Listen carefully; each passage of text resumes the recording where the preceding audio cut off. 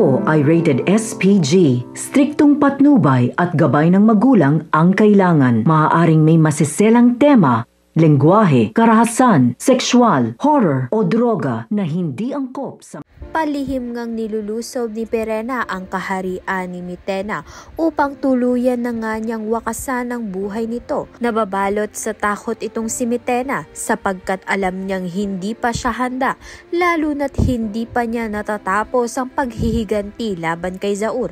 Habang papalapit ang panganib, tila unting-unting bumibigat ang kanyang dibdib sa pangungulila sa kanyang matalik na kaibigan na si Naya. Sa pag-asang muling makakasama ito, ipinag-utos niya sa kanyang mga tauhan na hanapin si Naya upang gantimpalaan ito sa katapatan at kabutihang ipinakita niya noon. Ngunit lingid sa kaalaman ni Mitena, ang itinuturing niyang kaibigan ay hindi si Naya, kundi si Tera, ang kanyang mortal na kaaway. Sa ilalim ng pagkukunwari, lihim ng nagbabalak si Tera na gamitin ang tiwala ni Mitena upang sirain siya mula sa loob.